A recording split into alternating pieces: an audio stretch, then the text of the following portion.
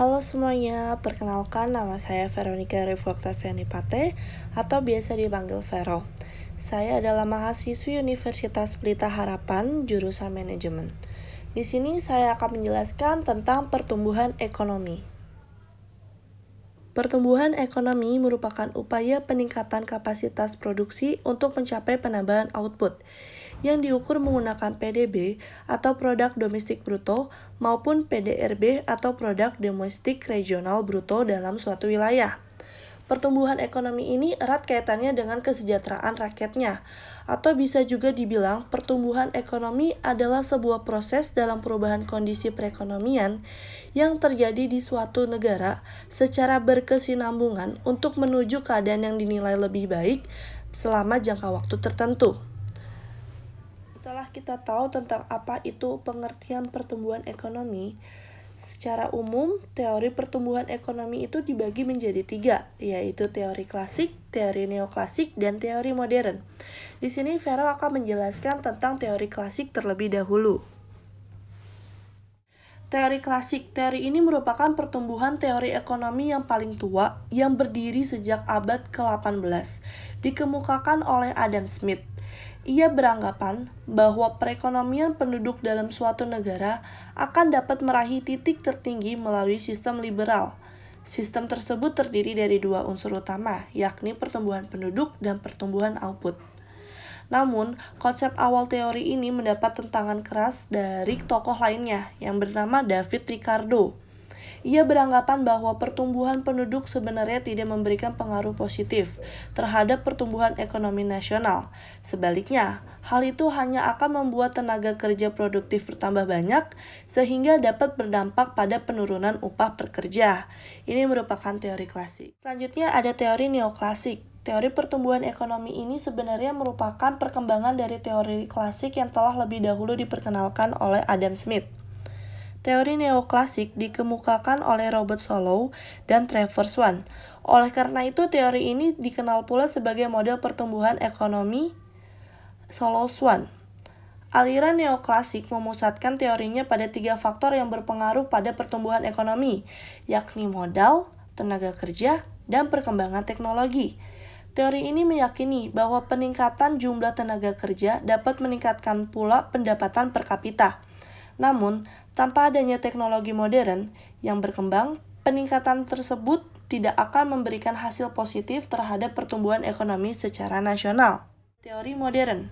Teori modern ini dikemukakan oleh R.F. Harrod dan F.C. Domar, yang dimana teori ini menekankan arti pentingnya pembentukan investasi bagi pertumbuhan ekonomi. Semakin tinggi investasi, maka akan semakin baik perekonomian. Investasi tidak hanya memiliki pengaruh terhadap permintaan agregat, tetapi juga terhadap penawaran agregat, melalui pengaruhnya terhadap kapasitas produksi. Dalam perspektif yang lebih panjang, investasi akan menambah stok kapital. Lalu setelah kita tahu tentang artinya pengertian dari pertumbuhan ekonomi, terus teori ekonomi, kita bisa melihat ciri-ciri pertumbuhan ekonomi yang dikemukakan oleh Profesor Simon Kuznets, yang dimana ada 6 ciri-ciri pertumbuhan ekonomi. Yang pertama adanya laju pertumbuhan penduduk dan produk per kapita yang sangat cepat. Yang kedua, perkembangan produktivitas masyarakat. Yang ketiga, pertumbuhan tingkat struktural yang melesat. Yang keempat, tingkat urbanisasi yang tinggi. Yang kelima, adanya ekspansi pada negara maju. Dan yang terakhir, terjadi arus barang, modal, dan manusia di berbagai negara. Pertumbuhan ekonomi. Yang pertama, ada sumber daya alam. Tentu, sumber daya alam merupakan faktor yang paling penting, yang dimana sumber daya yang berasal dari alam itu mencakup kesuburan tanah, letak dan susunannya, kekayaan alam, mineral, iklim, sumber air, hingga ke sumber lautan. Bagi pertumbuhan ekonomi, ketersediaan sumber daya alam yang melimpah sangat baik dapat menunjang pembangunan. Sebagian besar negara berkembang bertumpu kepada sumber daya alam dalam melaksanakan proses pembangunan dan pertumbuhan ekonomi. Namun demikian, sumber daya alam saja tidak menjamin keberhasilan proses pembangunan dan pertumbuhan ekonomi, terutama jika tidak didukung oleh kemampuan sumber daya manusianya dalam mengelola sumber daya alam yang tersedia. Dan yang kedua, sumber daya manusia. Seperti yang tadi disebutkan, sumber daya manusia itu merupakan sumber daya yang paling penting karena dia berperan sebagai elemen utama organisasi dibandingkan elemen lainnya. Dia yang mengolah, dia yang mengendalikan semuanya. Yang dimana sumber daya manusia ini merupakan peran penting sebagai elemen utama organisasi dibandingkan elemen lainnya seperti teknologi maupun modal. Karena manusialah yang mampu mengendalikan semuanya. Sumber daya manusia adalah faktor terpenting dalam proses pembangunan dan pertumbuhan ekonomi.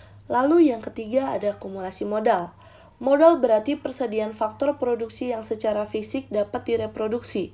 Apabila stok modal naik dalam waktu tertentu, maka disebut akumulasi modal dan pembentukan modal. Itu juga termasuk faktor yang mempengaruhi pertumbuhan ekonomi.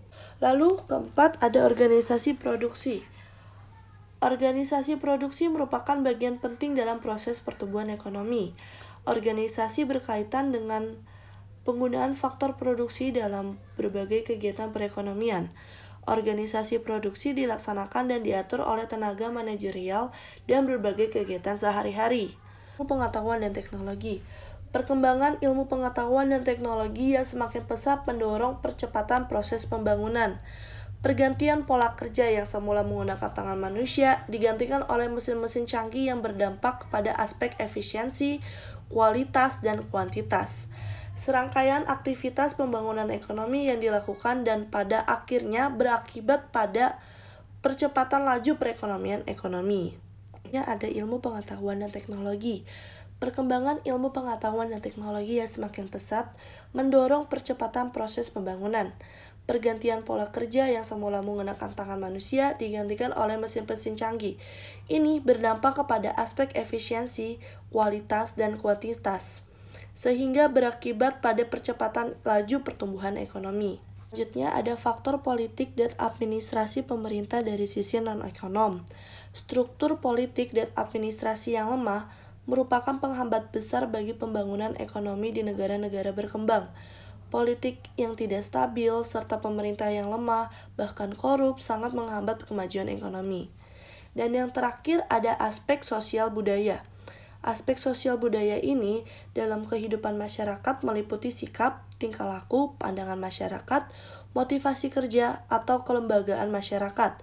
Pendidikan dan kebudayaan Barat membawa arah penalaran dan menanamkan semangat baru serta memunculkan kelas pembisnis-pembisnis baru. Itulah faktor-faktor yang mempengaruhi perkembangan ekonomi.